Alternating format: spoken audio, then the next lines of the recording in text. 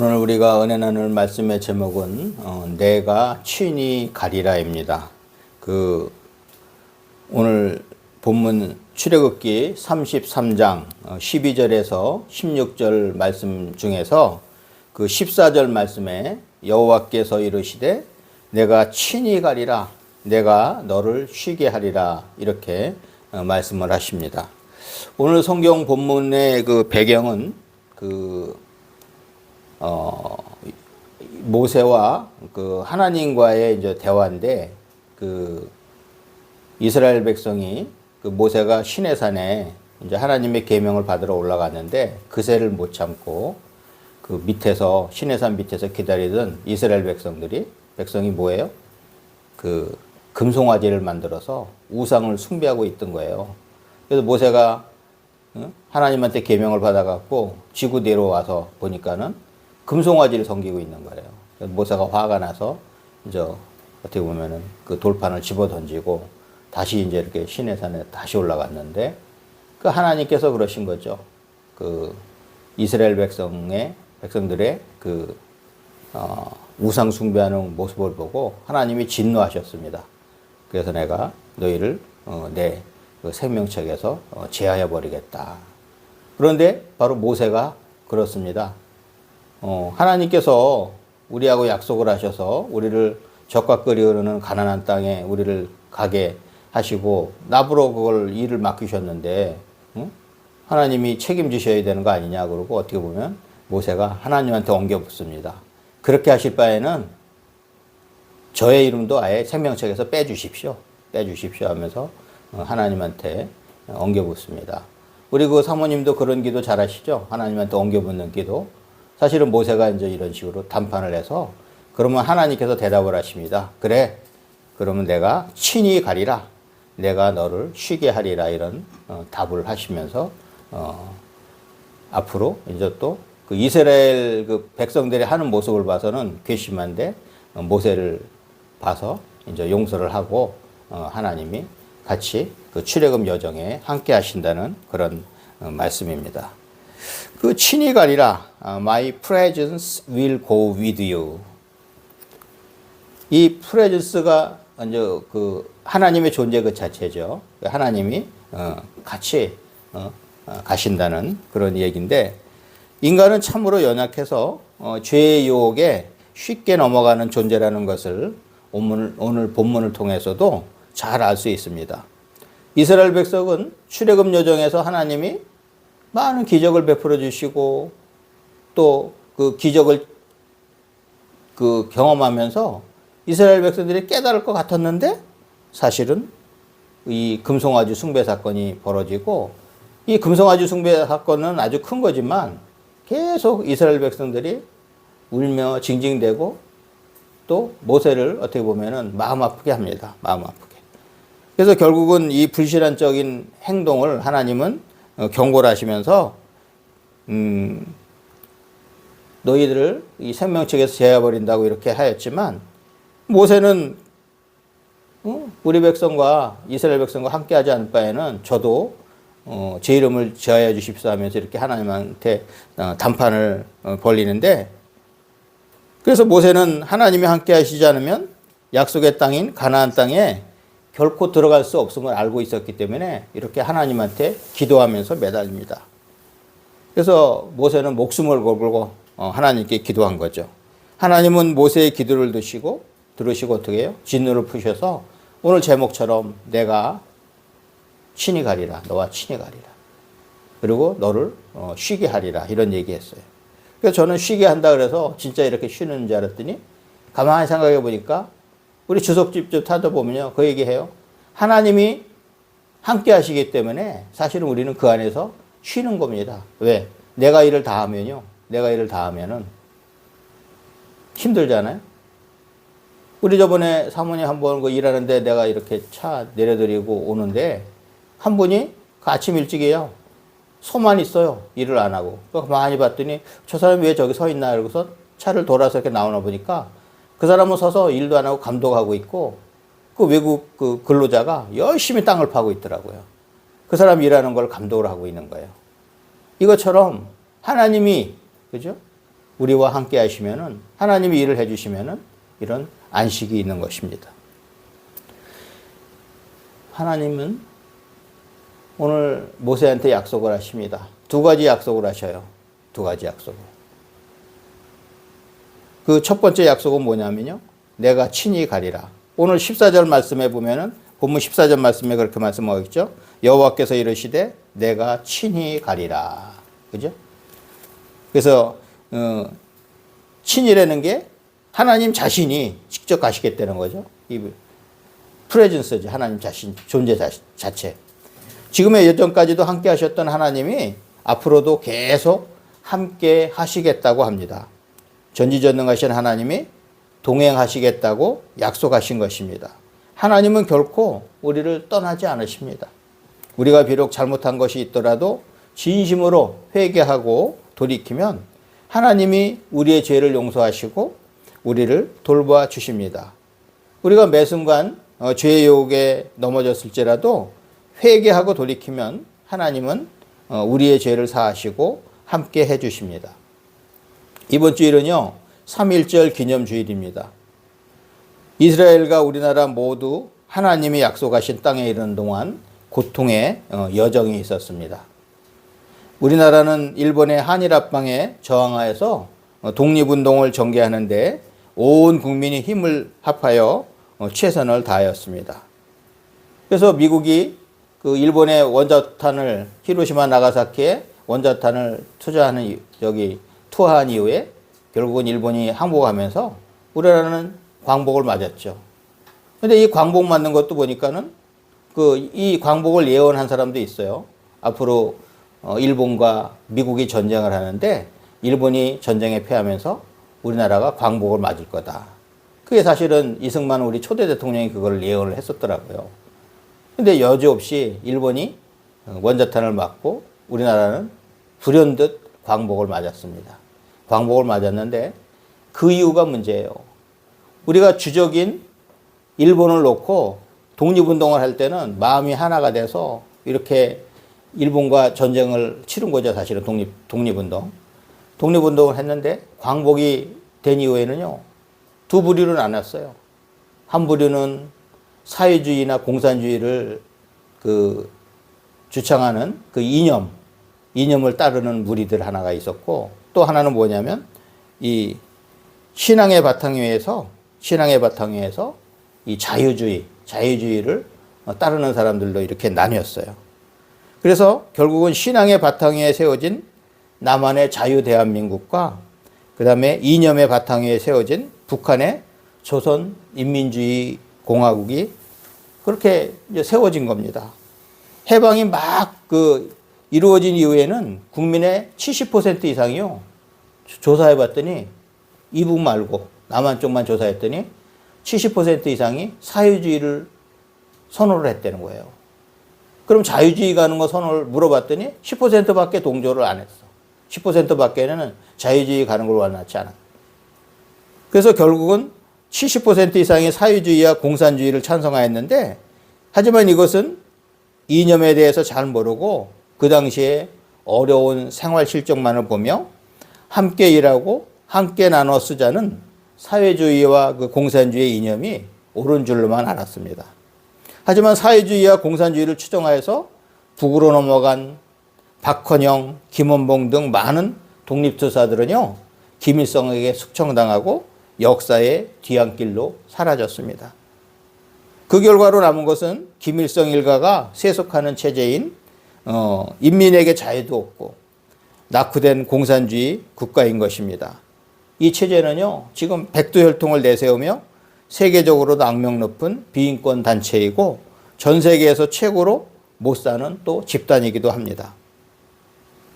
이들은 자기들의 이념을 달성하기 위해서 6.25 전쟁을 일으켜서요, 남한군, 그죠? 남한군을 14만 명이나 죽게 했고, 미군은요, 3만 4천 명이나 죽었어요. 그 다음에 우리 남한 민간인이 100만 명이 죽었다고 하는데, 총 6.25 전쟁 통계가요, 적군하고는 다 합해서, 그 다음에 그 이북에 있는 동포들이나 우리 남한에 이 국민들 다 죽은 게 전체 300만이 죽었다는 거예요. 300만. 이것은요, 마치 유럽에서 남미로 그 이주한 사람들을 비교하는데, 신앙의 자유를 찾아간 사람들은요, 지금 미국을 이루면서, 미국이나 캐나다 이런 데를 이루면서 지금 생활도 좋고 신앙생활도 잘하면서 잘 살고 있는데, 그 골드러시, 그 전에 금광을 찾아러 간 그 남미 쪽의 나라들은요, 지금 엉망입니다. 왜? 세상을 보고 나갔기 때문에. 그래서 신앙을 보고 나가느냐, 세상을 보고 나가느냐, 이 차이가 큽니다. 결국 우리 남한 정부는요, 그 당시에는 국민의 10%밖에 찬성하지 않던 자유민주주의를 선택하고 신앙의 바탕 위에서 개국을 하였습니다. 첫 그 재헌국회를요, 이윤영 목사님의 기도로 시작하면서 어떻게 보면은 복된 시작을 했죠. 해방되던 시절에서는요, 이북이 남한보다 저는 3배 잘 살았는 줄 알았는데 다른 자료를 보니까 40배나 잘 살았대요, 이북이. 현재는 우리가 이북보다도 40배에서 50배 이상 잘 살고 있습니다. 이것은 우리가 신앙의 길로 나갔기 때문입니다. 6.25 전쟁 때에 이북에서 믿음으로 어떻게 보면 생활하던 이분들이 피난을 남한으로 왔죠. 그래서 이북은 남한에 와서 열심히 신앙생활하고 교회를 세우고, 그래서 남한의 교회가요, 폭발적으로 성장을 했습니다. 이 교회가 성장하면서 우리나라 경제도 엄청나게 성장을 했어요. 그래서 결국은 신앙이 꽃피는 이런 남한에서 결국은 어떻게 보면 경제도 성장하면서 지금의 우리나라가 이렇게 생기게 된 것입니다. 이스라엘도요, 불신앙의 길을 갈 때마다 나라가 어려움을 당하는 결과가 있었습니다. 우리나라도 마찬가지입니다. 우리가 불신앙의 길을 선택할 때는 하나님 없이 우리만 가는 길이지만, 신앙의 길을 갈 때는 하나님과 함께 가는 길입니다. 하나님은요, 지금도 나와 우리 가정과 우리나라와 친히 가고 계십니다. My presence will go with you. 하나님이 말씀하셔요. 내가 친히 간다. 여호수아 1장 9절에서는 내가 내게 명령한 것이 아니냐? 강하고 담대하라. 두려워하지 말며 놀라지 말라. 네가 어디로 가든지 네 하나님 여호와가 너와 함께 하느니라 하시니라. 모세가 죽고요, 여호수아가 모세의 그 모든 그 일을 넘겨받았잖아요. 여호수아가 두려워하고 있을 때 하나님이 하신 말씀이에요. 네가 어디로 가든지 네 하나님 여호와가 너와 함께 하시느니라. 우리가 어디로 가든지 하나님이 늘 우리와 함께 하십니다. 그리고 하나님이 약속하신 두 번째 약속은요, 뭐예요? 14절 말씀에 그래요. 내가 너를 쉬게 하리라. 사실은요, 조물주신 하나님이 우리에게 이 안식하는 하루를 주지 않으셨으면 우리 인간은 오래 버티지 못하고 다 죽습니다. 왜? 일을 하다가 우리가 과로해서 죽어요. 그래서 우리가 감기가 들고 몸이 아픈 것은 하나님께서 우리 몸을 그렇게 만드셔서 우리 몸이 우리 자신을 컨트롤하면서 적당히 일을 하고 또 적당히 휴식을 할 수 있게끔 만드셨습니다. 이 당시에 보면은 모세는요, 많이 지쳐 있었습니다. 하나님이 보여주신 이적을 보고도 불순종하는 이스라엘 백성의 모습에 아주 진절머리가 났습니다. 그리고 더 두려웠던 건요, 하나님의 진노의 결과예요. 하나님이 진노하시면 어떻게 될 거라는 거 알고 모세가 걱정이 됐던 거죠. 이런 모세에게 하나님은 안식을 약속하십니다. 하나님이 친히 일하시고 하나님이 책임지셨기 때문에 모세에게는 안식이 주어졌습니다. 하나님이 우리를 쉬게 한다는 것은요, 바로 하나님이 함께 하시고 인도하여 주심으로써 우리의 수고를 덜어주신다는 것입니다. 만약에 내가 혼자 일한다 생각해 보세요. 근데 항상 하나님이 나와 가는 길에 함께 하셔서 우리를 도우신다고 생각해 보세요. 걱정이 없어요? 두려움이 없어요? 하나님이 다 함께 하시기 때문에. 마태복음 11장 28절에서는 수고하고 무거운 짐진 자들아 다 내게로 오라 내가 너희를 쉬게 하리라고 말씀하십니다. 맞습니다. 하나님은, 삼일째 하나님은 우리를 쉬게 하시는 분이에요. 우리가 무리해서 쓰러져서 죽게 하시는 분이 아니에요. 하나님은 우리가 어려움에 봉착할 때도 항상 함께 하셔서 우리가 여유를 가지고 안식하면서 살아갈 수 있는 그런 조건을 만들어 주십니다. 우리도 마찬가지입니다. 우리가 하나님께 순종하는 자세로 나아간다면요, 우리에게는 안식이 주어지지만 만약에 불순종하게 되면 끝없는 유랑의 길만 있을 뿐입니다. 우리는 하나님께 순종하고 혹시 잘못한 것이 있으면 회개하고 기도해야 합니다. 이것이 우리가 살 길입니다. 세상의 이념과 투쟁으로는요, 길이 보이지 않습니다. 이것의 결과는요, 헛됨과 죽음뿐입니다. 세상의 모든 투쟁하고 이념을 내세우면서 나가는 그 결과를 한번 보세요. 성공한 거 하나도 없어요. 오로지 하나님 말씀 바라보고 나간 나라들이, 나간 개인들이, 나간 단체가 다 잘 됩니다. 왜? 하나님이 우리를 쉬게 하시면서 하나님이 일하시기 때문에.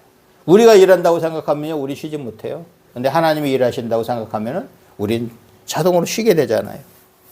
세상의 이념을 추구하며 사람을 우상화하면요,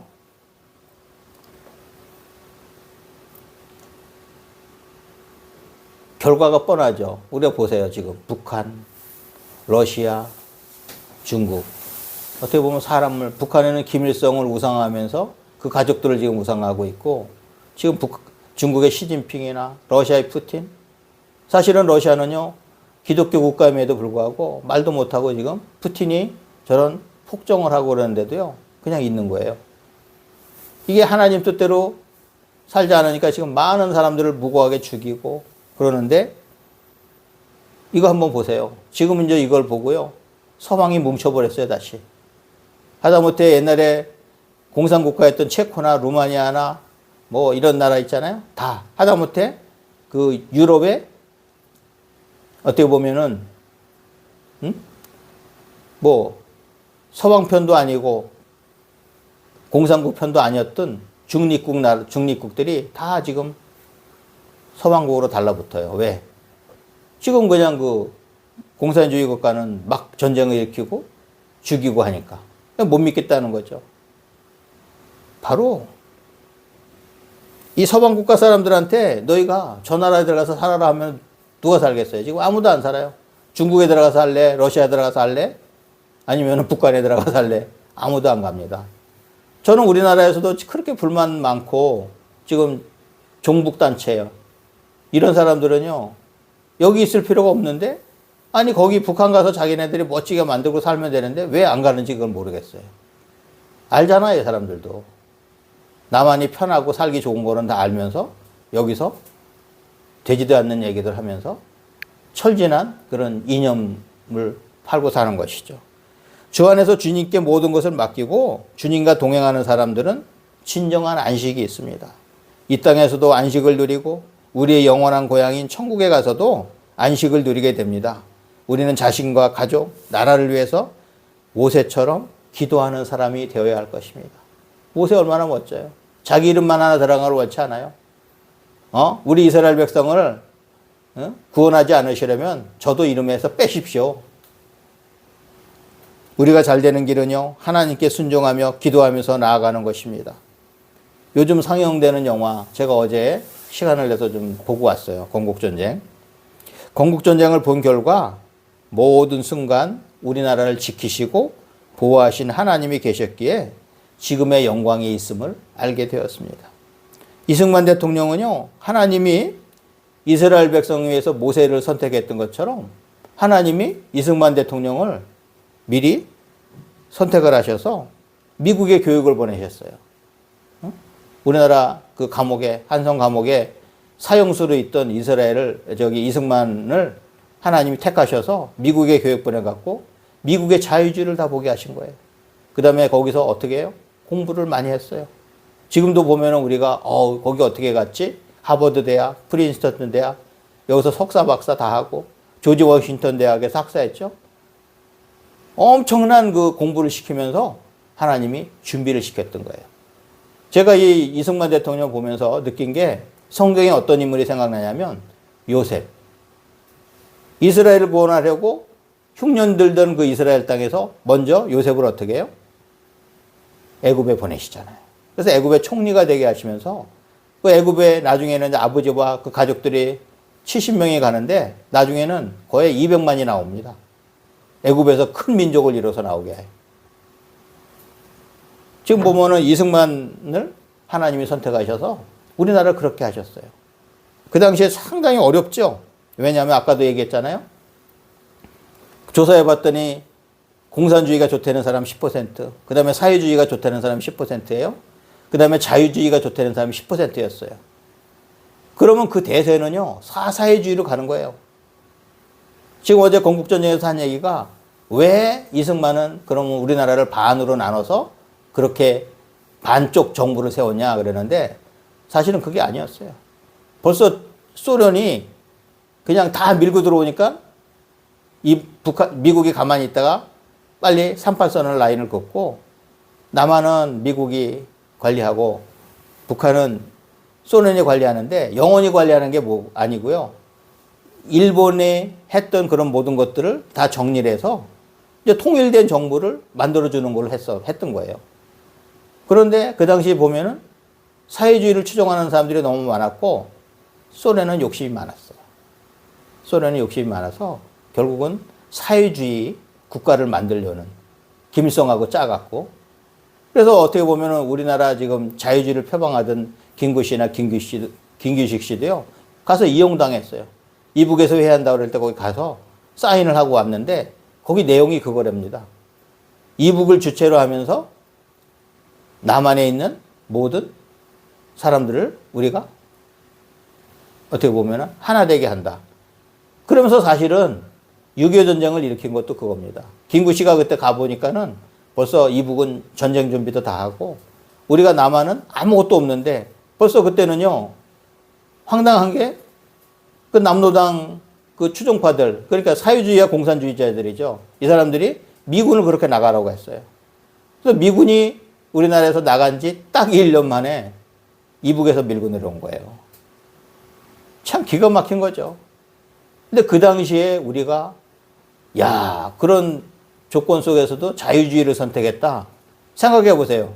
지금 10%만 찬성하는데 그 10%를 찍는 사람이 어디 있겠어요. 하다못해 복권을 사도 그렇게 안 살 것 같아요. 복권을 사도 80% 있는 찍을 하겠지 승률 80%인데 가겠지 누가 10%인데 하겠어요? 근데 하나님께서는요 이승만을 교육을 다 시키고 다 모든 걸 준비하게 하셔서 결국은 이 10%를 선택하게 한 거예요. 자유주의를. 그래서 자유주의를 선택한 결국 남한이 지금 북한에 비해서 대승을 한 거잖아요. 그죠?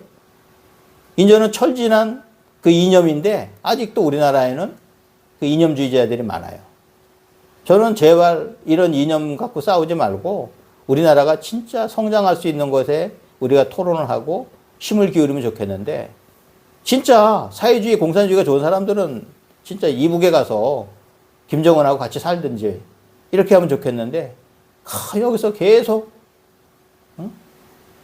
어떻게 보면 되지도 않는 거짓말로 해서 역사를 왜곡을 시킵니다.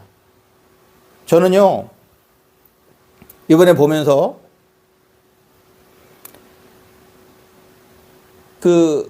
우리나라가 자유주의 대한민국, 이 자유 대한민국을 만드는데 하나님이 순간순간마다 늘 함께 하셨다는 그 하나님의 손길을 보았습니다. 영화 중에요.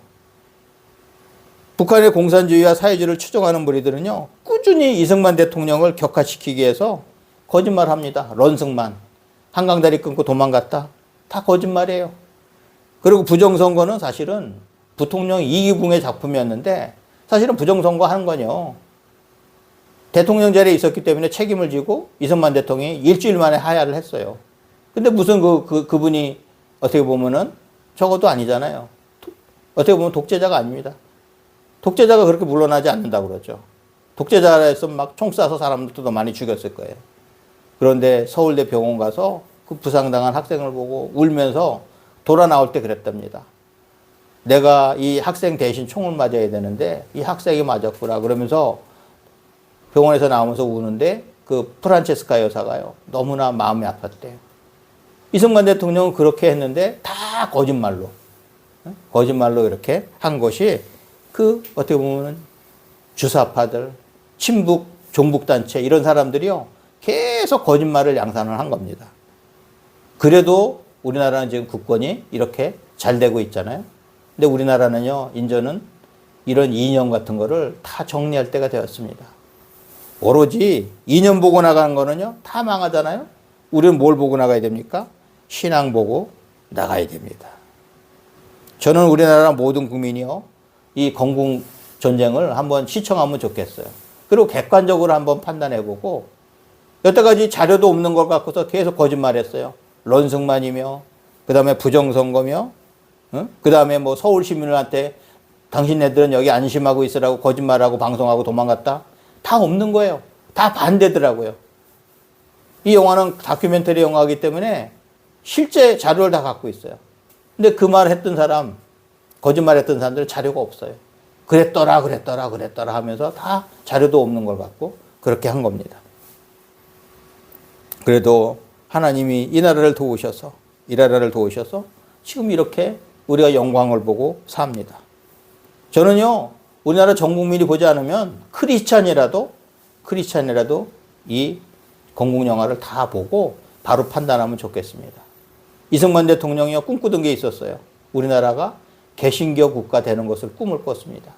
모든 걸 신앙의 바탕 위에서 시작을 했던 겁니다. 그래서 하나님이 우리나라 이 남한에 복을 주신 것입니다. 축구선수와 감독도 기도하면서 경기에 임하면요, 마음에 푸근함이 있어 경기도 더 잘 되고 평안하게 경기에 임할 수 있습니다. 하나님이 주시는 평안함은 하나님께 맡기는 사람들이 누리는 선물입니다. 약한 종이 한 장은 새끼 손가락 가지고도 찢어지지만 철판이나 나무판을 의지하고 있으면 주먹으로 쳐도 찢어지지 않고 깨지지 않아요. 이와 같이 우리 연약한 인간이요, 예수님을 믿고 영접하면 죄사함 받고 구원받을 뿐만 아니라 이 세상 사는 동안에도 하나님이 우리와 함께 하셔서 어떤 고난과 고통이라도 이겨낼 수 있습니다. 이사야 41장 10절 말씀에서는 두려워 말라, 내가 너와 함께함이라. 놀라지 말라, 나는 네 하나님이 됨이라. 내가 너를 굳세게 하리라. 참으로 너를 도와주리라. 참으로 나의 의로운 오른손으로 너를 붙들리라고 합니다. 이 말씀은요, 우리한테 하는 거예요. 우리나라한테 하는 거예요. 하나님은 지금도 우리를 부르고 계십니다. 하나님은 우리와 함께 하실 준비가 늘 되어 있습니다. 우리가 하나님을 잡고 의지하고 모든 것을 하나님께 맡겨야 합니다. 우리 할렐루야 축구 성교회 가족은 이스라엘 백성이 만들었던 금송아지 같은 우상을 우리 삶에서 버리고 하나님께 온전히 순종하며 우리 삶을 맡기는 믿음의 전사들이 되시기를 주님의 이름으로 축원합니다.